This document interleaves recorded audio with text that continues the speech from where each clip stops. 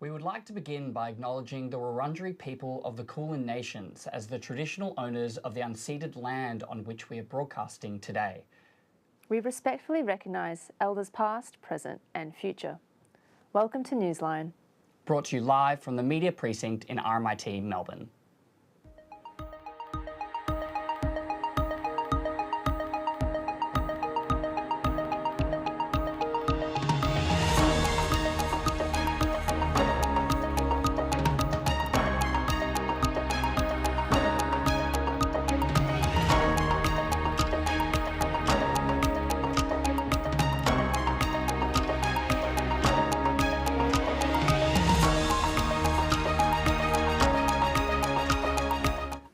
Hello, I'm Sam Varian.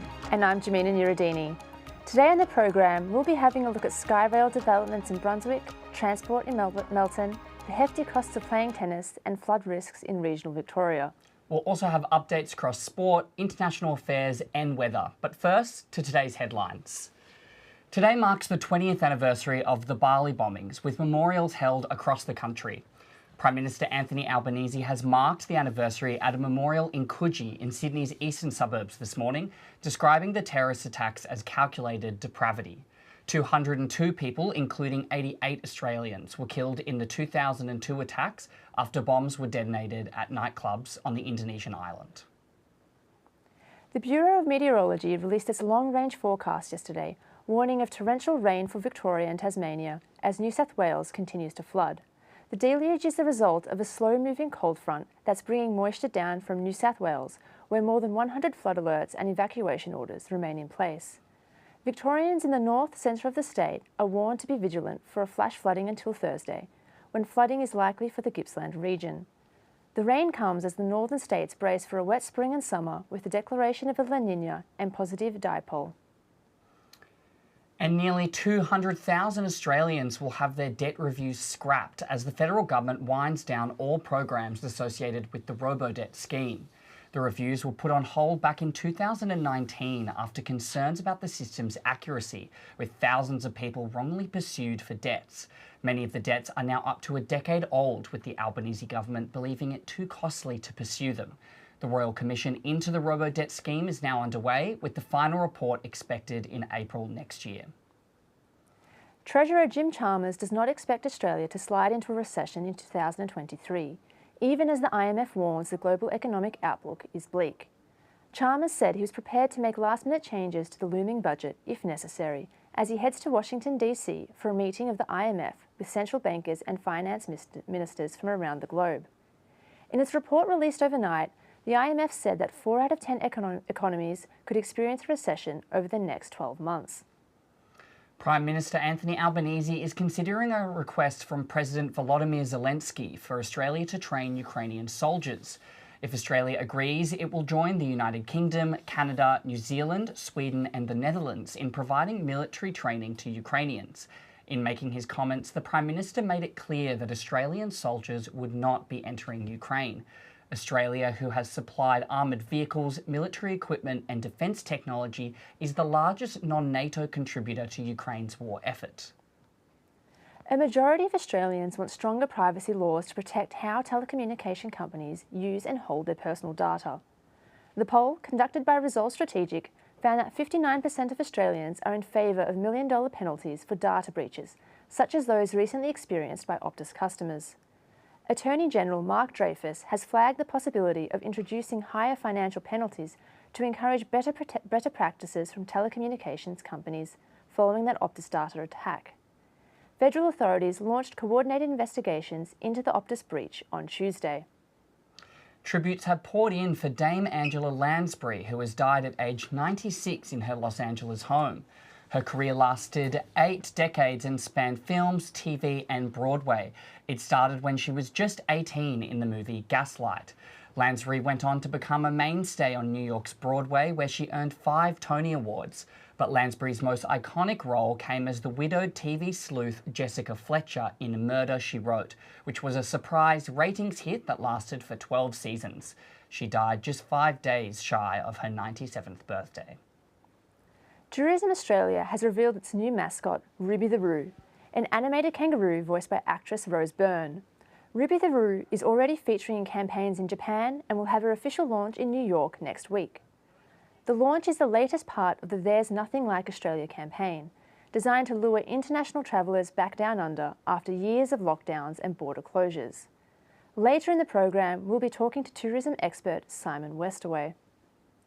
Now, turning to international news is our reporter Tess McCracken. Hey Tess, thanks for being with us. Can you tell us a little bit about what's been happening around the world today? NATO's Secretary General is urging for more weapons to be supplied to Ukraine just days after Russia's most recent barrage left 19 people dead and over 100 injured. Ukrainian President Volodymyr Zelensky said in his Monday address that Ukraine will not be intimidated by airstrikes and has called for the G7 nations to help establish an air shield against aerial attacks. The call comes after Russian airstrikes entered into their second day, targeting the cities of Kiev, Lviv, Ternopil and Zhytomyr. Russian President Vladimir Putin said he ordered the attacks after accusing Ukraine of a strike on a bridge that links Russia to annex Crimea on Saturday.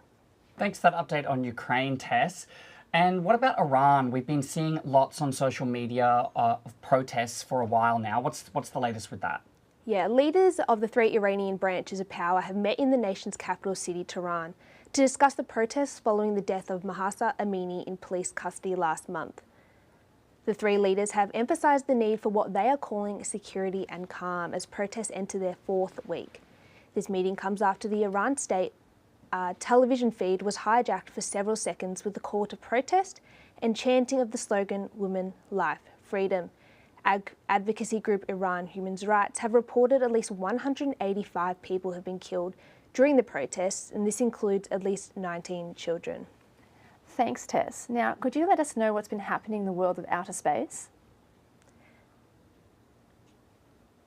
The spacecraft NASA crashed into an asteroid last month has been successful in pushing the moonlet out of its natural orbit and out of Earth's way.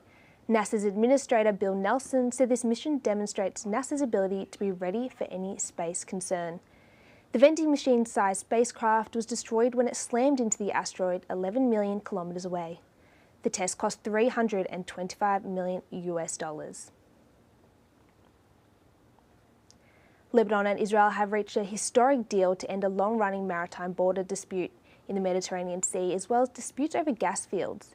Israeli officials said Lebanon would be allowed to produce gas from the Qana field, but pay royalties to Israel for any gas extracted from the Israeli side. The deal will also leave in place existing buoy lines that already serves as a border between the two countries. Negotiations for the nations say the deal has satisfied both sides. A date is yet to be set for the signing of the deal. Now, today marks the 20th anniversary of the Bali bombings in Indonesia. Memorials across the nation are expected to take place throughout the day. The 2002 terror attack claimed the lives of 202 people, including 88 Australians. I'm joined now today with Tito Ambio, journalism lecturer at RMIT University. Thanks for joining us today, Tito. Thank you. Pleasure to be here. Now, many Australians are expected to attend memorial services across the country today. Just how important is it for the Australian community and the Indonesian community alike to come together in remembrance 20 years on? I think I missed the last bit of the question there, but I think you were asking me how important it is for Indonesians and Australians to be commemorating this event together. And I think the answer to that is that it is very important for Indonesians and Australians to be commemorating this event together. The story of Bali is the story of Australia and Indonesia, and also the story of the world. It is very important. I think it is. I don't want to underplay the sufferings and the difficulties of many Australians thinking about the events around the Bali bombing.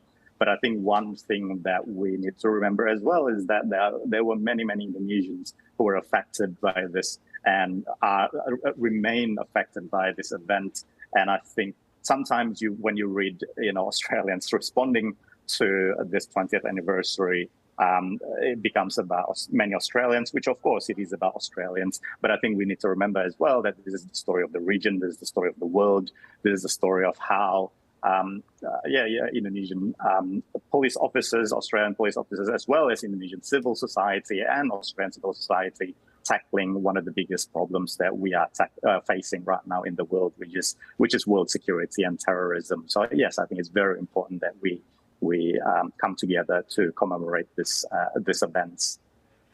Now, like I said, there are multiple memorial services taking place today in Bali, one at the Australian Consulate in Denpasar. What can we expect in terms of security and the general atmosphere over there in Bali? Sorry, I don't think I can hear that last question. But you sent me your question before. It's if I'm correct, you wanted to talk about the expectations about security and the general atmosphere there. And I think in Bali at the moment, and I think the story about counterterrorism in Indonesia, as so far, is a story of success.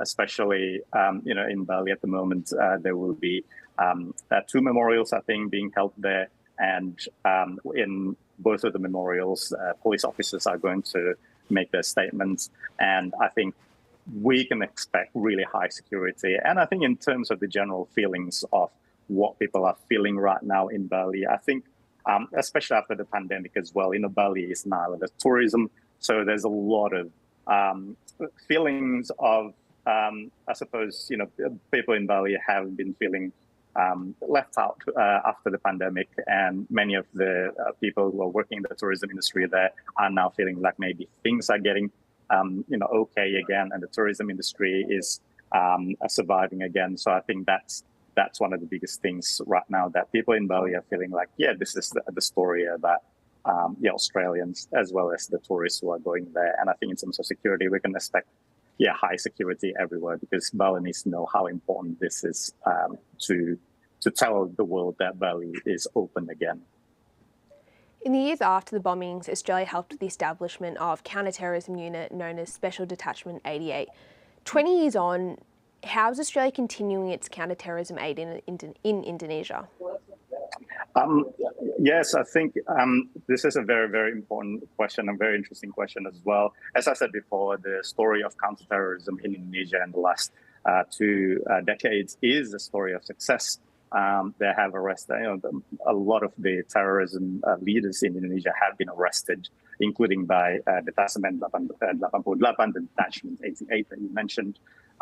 So it remains a success. And at the moment, both Australia and Indonesia are facing different kinds of terrorism, and the nature of terrorism is a little bit different now. But I think it remains a success when it comes to tackling radical extremism in Indonesia and in Australia as well.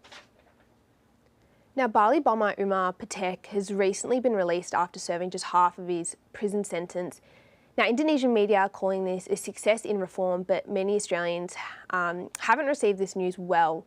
What's your take on the differing perceptions held by either nations? Yeah, good question. It's really interesting for me as someone who grew up in Indonesia, in a Muslim country, to look at how this news about Umar Patek, who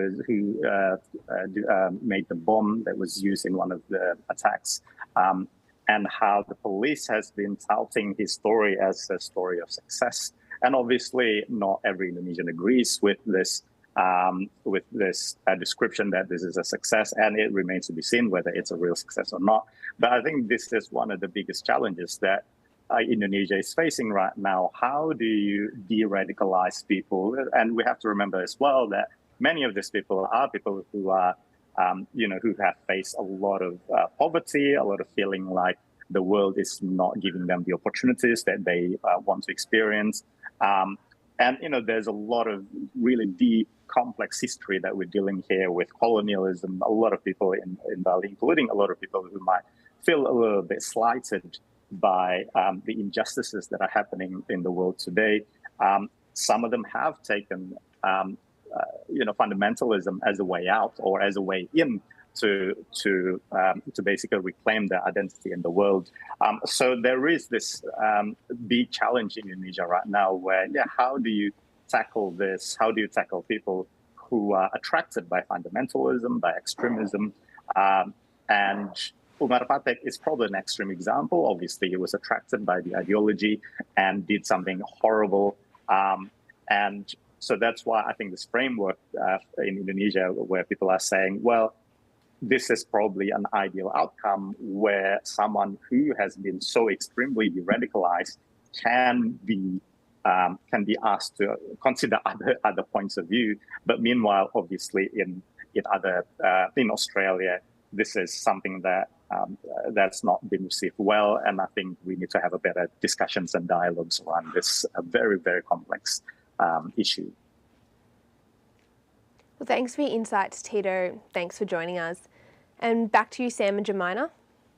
Thanks, Tess. We're heading to a short break now. Coming up, we'll be hearing about the promise of a new sky rail in Melbourne's inner north and what global headwinds mean for Australia's economy. Stay with us.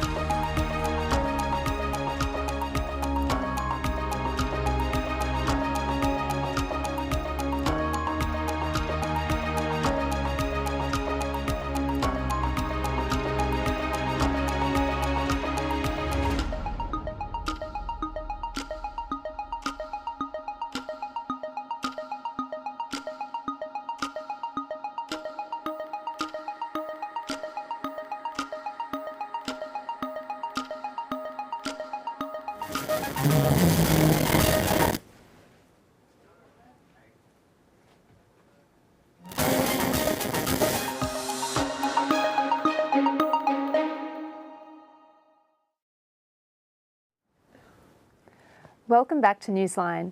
The Andrews Labor government is gearing up for the November election as set its sights on the marginal seat of Brunswick with the promise of a sky rail.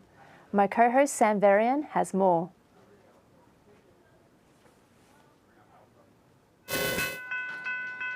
The tolling of Brunswick's upfield train line is hard to miss. The same can be said for the skinny, bumpy and busy bike path that sits beside it. But that won't be the case for long, with the Andrews Labor government promising to bring the sky rail to Brunswick. I'm really pleased today to announce it as a government announcement because work needs to be continuous. This is not an election commitment, it's a government announcement. A further 8 level crossings will be removed on the upfield line. Residents can look forward to the same benefits Coburg and Moreland locals have been enjoying since 2020, where the sky rail treatment has given residents a new station with more accessibility and wider bike paths. But some business owners are dreading the disruption not long after the chaos of COVID. We obviously get a lot of people walking through, a lot of people driving through. There's no compensation for businesses that are directly impacted, so potentially through some channels there could be some financial support for the businesses that are impacted directly with the closure. While the Skyrail will increase capacity on this currently narrow bike path into the city, some are concerned that it will only create more congestion between cars and bikes, with more delays and danger. That includes local Greens MP Tim Reed, who's concerned the construction will reroute cyclists to Sydney Road, where still no separated bike lane exists. I need to remember, though, that it's primarily a car project. You know, I suspect we'll get a separated bike lane one day. Getting the Labor government to move on this, to understand this, is a much bigger task than it needs to be. But moving it now is a useful change of attitude for the Brunswick Labor candidate who spoke at a local transport forum last week. We're going to make Brunswick completely level crossing free, creating a dedicated bike path to the city. Nonetheless, the people of Brunswick will be the real winners as they fly sky high.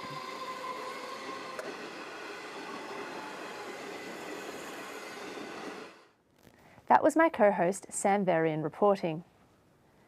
The International Monetary Fund released its Global Economic Outlook report overnight, warning that the global economy is headed for stormy waters, with many nations likely to end up in recession. But Treasurer Jim Chalmers has responded, saying that while Australia's economy will slow down, he doesn't expect we'll end up in recession.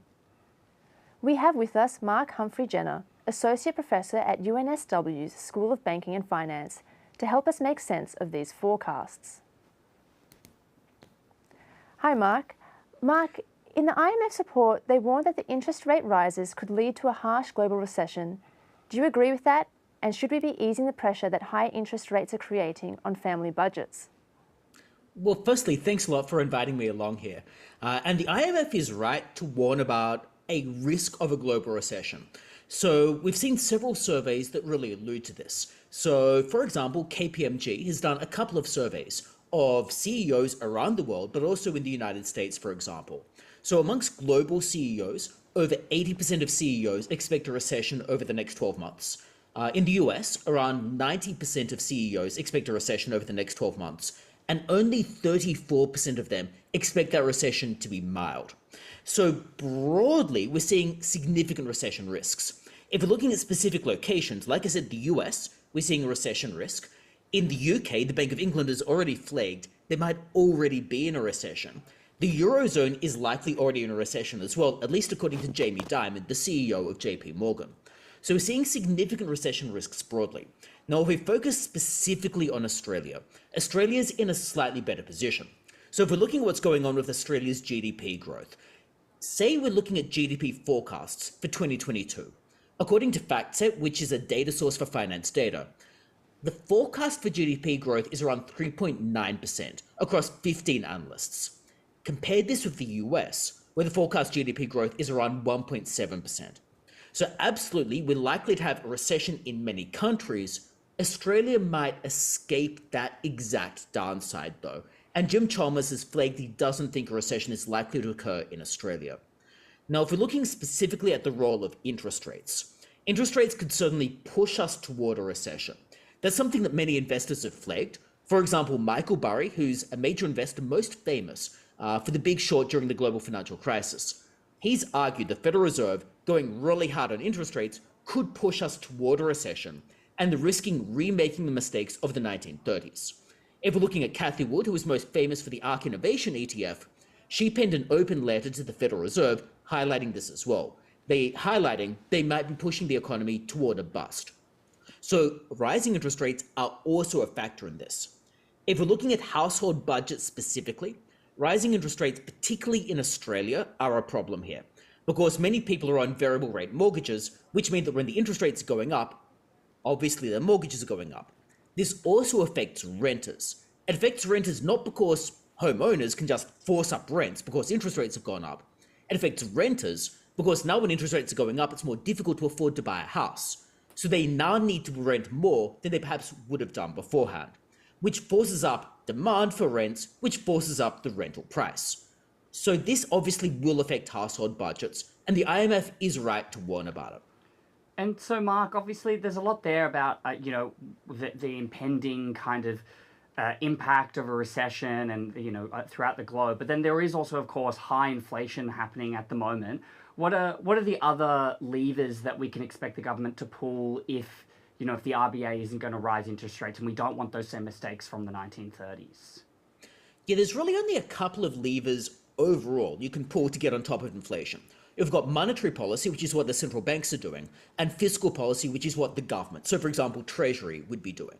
Now, in terms of monetary policy, this basically involves the RBA doing a couple of things, the chief amongst which is raising interest rates, but they can also do some other things at the margin.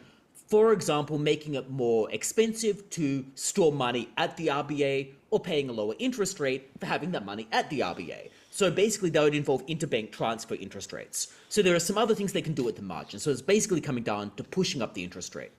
In terms of the government, for them to get on top of inflation, they basically need to rein in expenditure.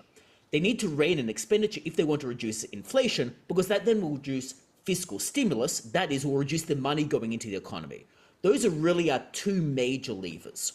Now, if we're looking at the RBA, they need to increase interest rates, but by less than in the United States, because most of our mortgages in Australia are variable rate mortgages, which basically means a similar interest rate movement in Australia will have a large impact here than it would in the United States.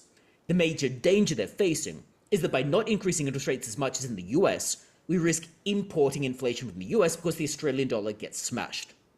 Now, one thing that's sort of floating around is what about tax policy? Could one just ramp up? Sorry to interrupt you there, Mark. Go ahead. It does seem like that's all the time we have, but thank you so much for coming on and explaining what is a very, very difficult and complex topic for people to understand. Thank you for joining us. Now, thanks for having me. Thank you. While some of us can rest assured that we're able to move freely and safely on our roads, it's not always guaranteed. In the Melbourne suburb of Melton, residents are facing serious safety issues, with community groups now advocating for change. Corey reports. The city of Melton is one of Australia's fastest growing communities. By 2030, Melton's population is estimated to grow more than the size of Canberra. Every day, residents are driving on roads that are in need of urgent safety upgrades. Every morning, 73% of our local workforce leave the municipality to access employment. Yet years of underinvestment is causing aged, congested and dangerous roads. So already the roads are congested and they've been built in a way that is of rural standards. So when they were originally built, they haven't been upgraded to cope with the growing demand that comes with being a growth council area. It doesn't take an accident to slow the traffic. It just takes somebody to pull over to take a phone call, and all the traffic then banks up because everybody's looking to see what's going on. They'll all slow right down. Even without an accident, the traffic gets so slow because we only have 2 lanes going each way. We need a minimum of 3 lanes. To help manage these issues, Melton City Council has launched its Fix Our Roads campaign. I will be a strong voice to advocate to get these roads duplicated. I'll be an advocate for you to get this congestion fixed. It's been neglected out here to us for far too long. Communities have joined the council to share their own horror stories of Melton roads. We have at present more than 4,100 signatures. The more signatures, the more community we can get to support our campaign, the more other levels of government will listen. While Melton City Council is calling on the state and federal government to fund their road package, Melton continues to miss out on the funding needed to keep their residents moving. Corey, RMIT Newsline. We're heading to a short break now, but coming up we'll be hearing about a paradise for gamers at the recent PAX Expo, a scandal in the Fat Bear Week vote, and the rising costs of tennis. Stay with us.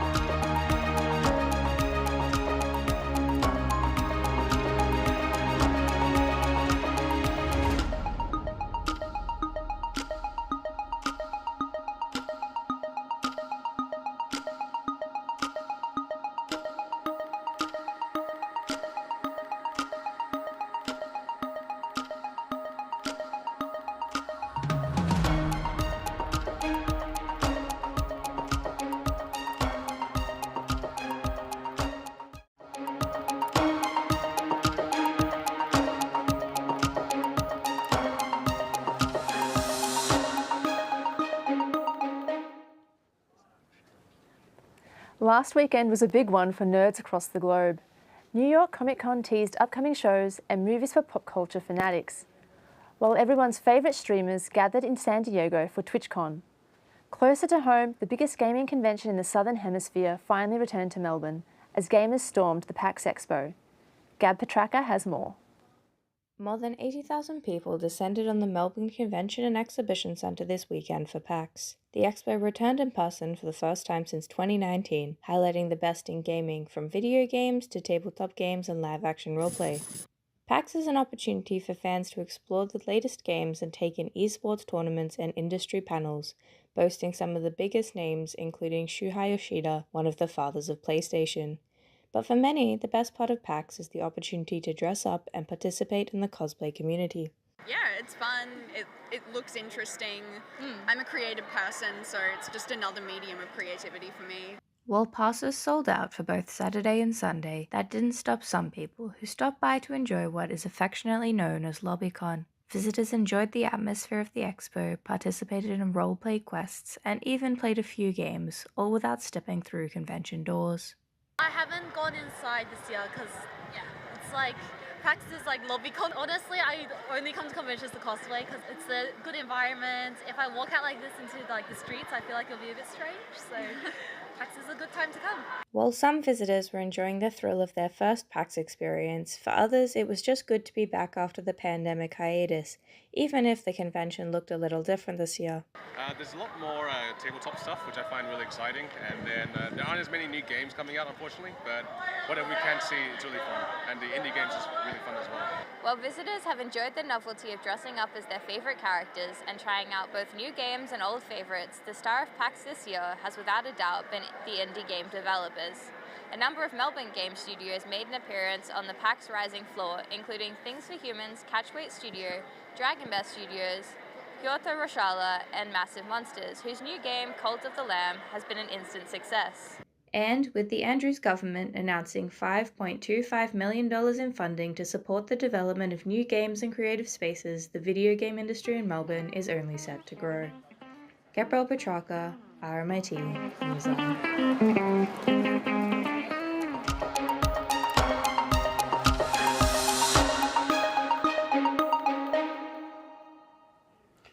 And we simply cannot get enough of Gab Petrarca, so we've got her here in the studios now to give us the roundup of arts and politics. What's news, Gab? Thanks, Sam. It's good to be back in the studio. Lots to talk about in arts today, so let's start there. If you tuned in with us yesterday, you might be familiar with the Big Bear competition that's being held in Alaska at the moment. The Katmai Big Bear contest is seeing about who the fattest bear in Alaska is, but there's been some controversy. The controversy shaken the bear lover community, where there have been false votes posted for Holly the bear, who looked set to win. The national park tweeted, "Like bears stuff their face with fish, our ballot boxes too had been stuffed." Now, the good news is they figured out the votes, and the new totals are Bear 747 has pulled ahead by 7,000 votes. Talking about big animals, there's good news for the Archie statue, a giant goanna statue from South Australia in the Wirraburra region was stolen in January of this year, and artist Peter Adams is back bigger and better. While the police are still looking for the previously stolen statue, there is now a giant statue so big it would be virtually impossible to move. To a little bit sadder news now, as you mentioned earlier, we've just had the passing of Angela Lansbury. Born in 1925, she was a well-known actress, politician, political activist, she got her start in Hollywood. That wasn't for her, and she moved to Broadway, starring in Mame in 1966, and going on to win 5 Tony Awards. But her most famous character, by far, is obviously I think she's Jessica. Jessica, a combination of Miss Marple, who she actually played in a movie previously, and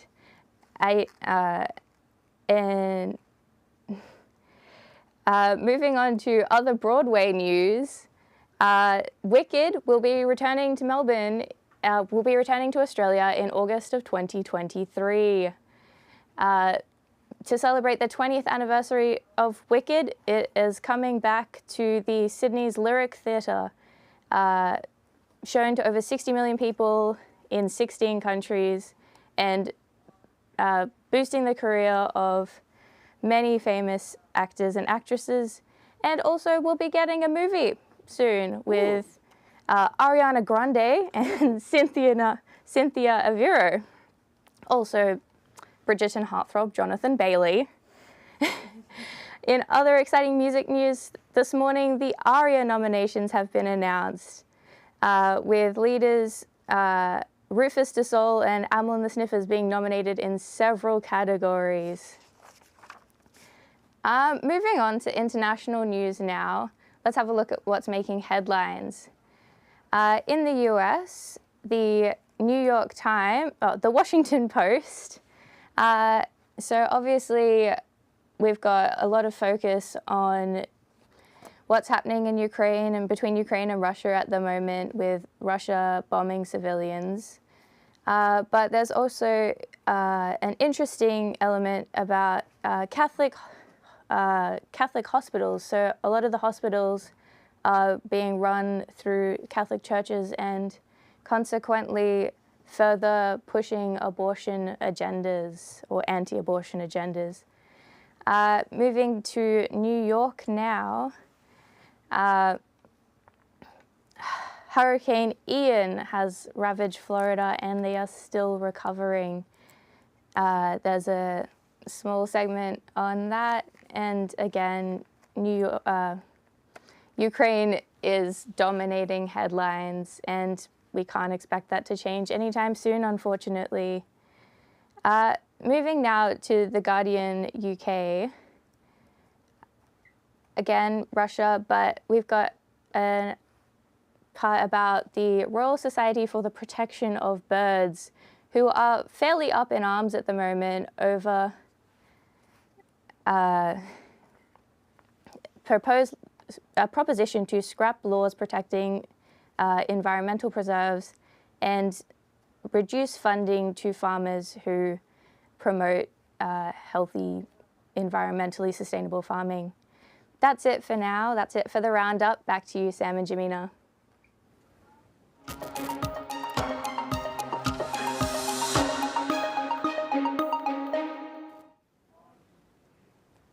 Tennis has seen a boom in participation numbers across Victoria, but some are being left out because of the sport's hefty price tag.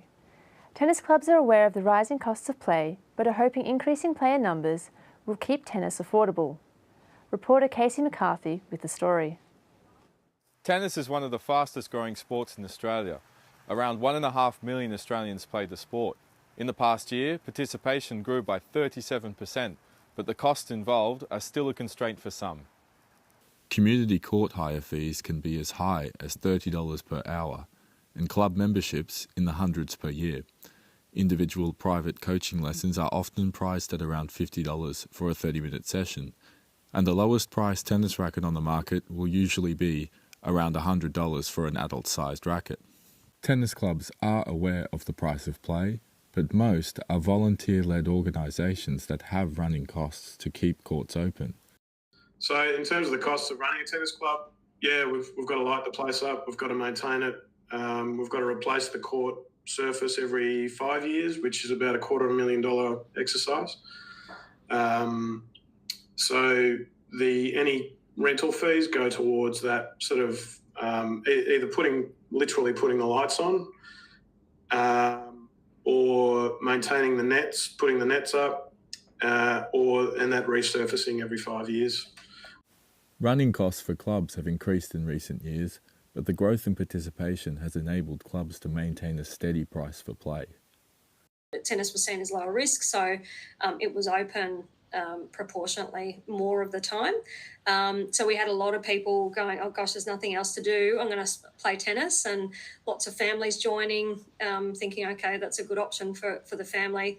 And coming out of COVID, it's also been, as I said, considered a lower risk type thing, as people were still a little bit anxious. And we've seen quite a significant tick up in membership and people wanting to play. This is Casey McCarthy reporting for RMIT Newsline. We'll be back after a short break with all the latest news in sport and an update on Victoria's wild weather. Stay with us.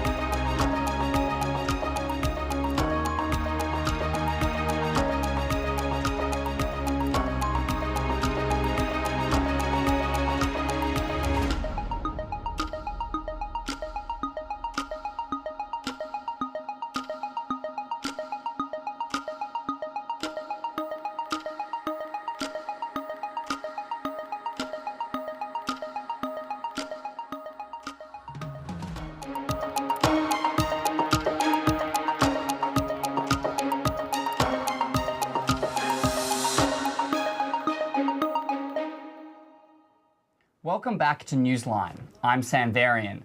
Coming up, we have more on floods in Myrtleford and, of course, the weather. But first, sport! Jamina, while I love the Australian Open and will certainly pay attention to footy when it means a public holiday, I basically know nothing about sport. Lucky for you, Sam. I kind of make up for your lack of enthusiasm for sport. And today's the last day of the AFL trade period. And here to tell us more about all that wheeling and dealing of these last hours of the trade period and what else is happening in the world of sport is reporter Lachlan Patrick. Thanks, Jamina. Now, today is the last day of the trade period in AFL, and the deadline is just hours away, with several deals over top players coming down to the wire this afternoon. The Western Bulldogs are willing to risk sending Josh Dunkley to the pre-season draft if the Brisbane Lions don't pay up, as the Dogs hold firm on its price for the star midfielder. Collingwood forward Ollie Henry may join Dunkley in the draft if a deal with Geelong falls through. Henry is willing to do whatever it takes to play alongside his brother next year. Jacob Hopper. Deals are still being sealed as the trade turmoil continues. Richmond landed Jacob Hopper, there he is, late yesterday without having to trade a player to the Giants, just a draft pick. And Brodie Grundy has moved from Collingwood to the Demons, just 2 years into what was set to be a $7 million 7-year deal with the Pies. Now let's take a look at soccer.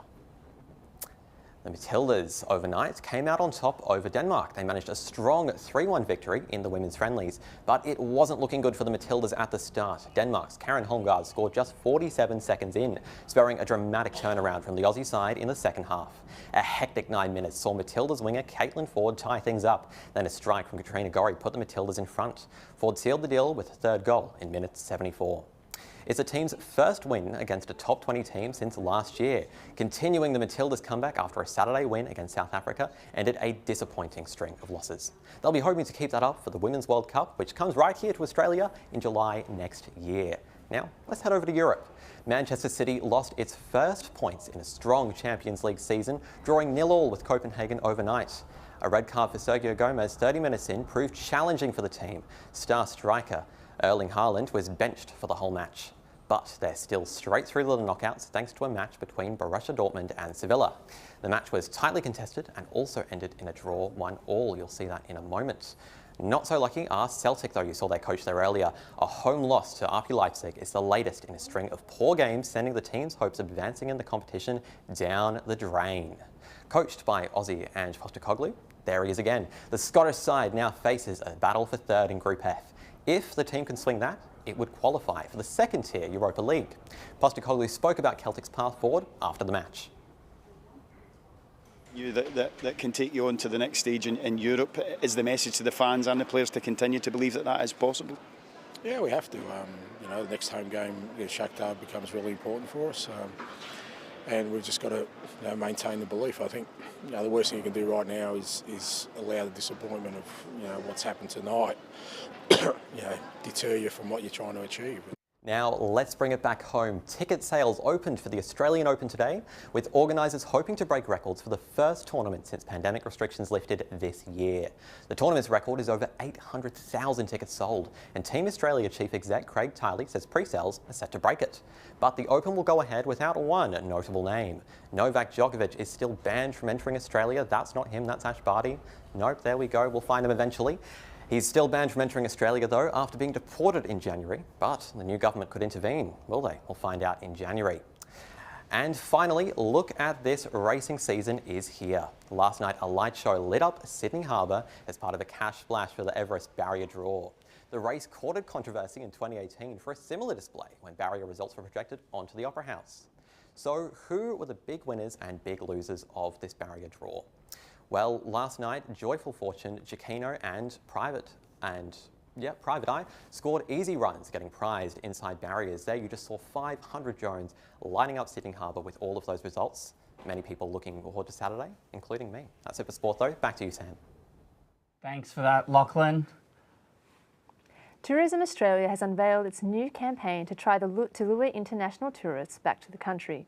It features a CGI kangaroo called Ruby Roo, voiced by the Aussie actor Rose Byrne. But will it work?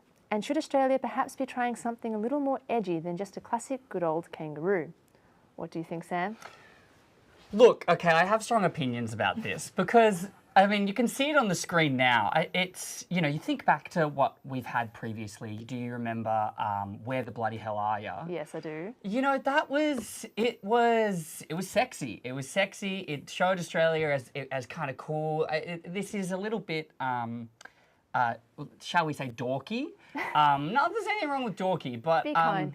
Yeah, I'll try to be kind. But I guess on top of that, I mean, even when you think about, recently I think it was shown that the #1 destination Australians wanted to go to was Japan.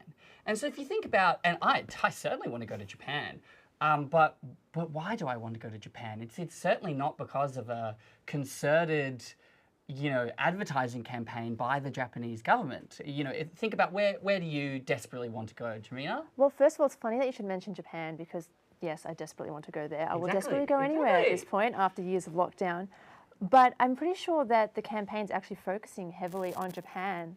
So maybe that's part of the reason that we kind of we know who our audience that we're targeting is. But, do you remember the Paul Hogan stuff? Maybe that's kind of what you're thinking more. You prefer that? Yeah, well, I mean, okay, this is also channeling what is possibly a very outdated kind of Aussie bloke kind of, this is just us, this is Australia sort of thing, which maybe worked for the time, and maybe it's just a better reflection of our time that that our style is more CGI kangaroo, but I think that we could get something like that, something that reflects the people of Australia rather than something kind of, it feels a little bit neutral. It's very neutral to have a CGI kangaroo, don't you think? It is, but also if that means I don't have to ever correct anyone to say shrimps on the Barbie again, I'm quite happy with that. You are correct. That's just something that's just, it gets a little irritating after the first few times you do it. But funnily enough, I actually just think one of the best campaigns we have isn't actually a Tourism Australia one. That Qantas ad where you have the children singing. Yes, the children singing is so good. I just think that's one of the best ones that we've had for a really long time, even though it's got nothing to do with Tourism Australia. Yeah, it's just a commercial ad. There you go. They did well, but I really do. I think that should be a national anthem, even though that would be kind of inappropriate. I would vote for because that. It was a commercial thing. But we're going to head to a short break now. We'll be back with all the latest weather and finance with reporter Afra Corey, but stay with us.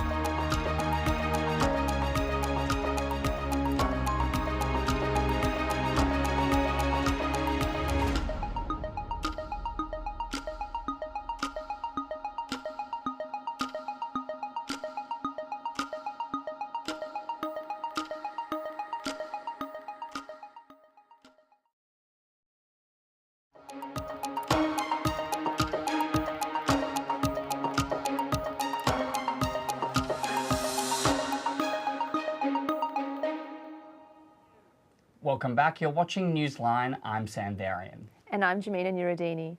Meteorologists have reported that a third year of La Niña is predicted to bring even more rain to eastern Australia. As New South Wales and Queensland battle floodwaters for a third time in 12 months, northeastern Victoria is also bracing itself for a wetter than usual spring. The town of Myrtleford at the base of the Victorian Alps has been put on high alert in preparation for the rains ahead. Andy Wilson with more. Has caused severe flooding in the eastern states of Australia. To breaking news, and the floods crisis. Heavy rain is still falling in. But with focus mainly on New South Wales and Queensland, other towns in northeastern Victoria are on flood alert. Myrtleford lies at the base of Victoria's Alpine Valley and is the first port of call for skiers to the Victorian Alps. Nearly all community groups and sports clubs have cancelled events this winter, with the local cricket club yet to mow its oval. The prediction going forward for this area is that it's going to be wet for the next 3 months. And a third year in a row of La Niña is only part of the story. There's a combination of many cycles to enhance the La Niña. There's another thing called the SAM, which is the Southern Annular Mode, which is the north-south migration of the strong westerly winds. That moves further south. That allows more moisture to come in down to Victoria. The flooded showgrounds have forced the local car club indoors for their annual meet. Had to come back to more of a car display. We don't know how we're going to fit everyone in, but it's just a matter of at least something's going ahead. But it is the flood risk that has authorities watching the weather, the town having gone underwater 5 times in the past 29 years. Myrtleford lies at the intersection of 5 different watercourses, and Happy Valley Creek behind me not only runs through a large catchment area in its upper reaches, but it passes also through the centre of town. And we have the Buffalo River Valley has a river coming down that comes into Myrtleford as well, and Barwidgee Creek. The grounds are saturated, the dams are full, the river levels are high, so any extra rain's just going to run off. So wherever the rain falls around Myrtleford, we're going to get this collection of water all coming to a central location. Andy Wilson for Newsline. We are coming towards the end of our program now, but before we go, time to take a closer look at today's finance and weather with Afra Corey. Thanks, Jamina. And now to finance. Australian shares began the day lower after a mixed night on Wall Street. ASX futures were down 20 points or 3%. The ASX sits at 6,645 points, up 0.6%. The Dow Jones is down 0.32%, while Nasdaq and Nikkei are both slightly down. The International Monetary Fund have warned of a chaotic repricing in markets and financial instability. The Aussie dollar is buying 62 US cents, 83 euro cents, 91 Japanese yen, and 1.12 New Zealand dollars. The price of gold is up by 9%, crude oil down at the price of $88.53. Now to weather. For today's weather in Melbourne, there's a 95% chance of rain with a top of 20 degrees. Taking a look at tomorrow's weather forecast for Australia's capital cities. Possible showers in Sydney reaching 21 degrees. There's chances of showers in Darwin with a top of 34 degrees. A shower or two developing in Hobart with a top of 20 degrees. Mostly sunny for Perth with a top of 20 degrees. For the nation's capital, Canberra, it's going to be partly cloudy with a top of 20 degrees. Looking ahead to our 7-day forecast, Melbourne is expecting showers overnight, heavy rainfalls on Thursday, showers continue on Friday, and partly cloudy on Saturday. The Weather Bureau is warning communities to plan and prepare now as there is a high risk of flooding and winds across Victoria. That's all for the weather. Back to you, Sam and Jamina. Thanks for that, Afra. That's all from the news. That's all from the newsroom today. I'm Sam Varian. And I'm Jamina Nuruddini. You've been watching Newsline.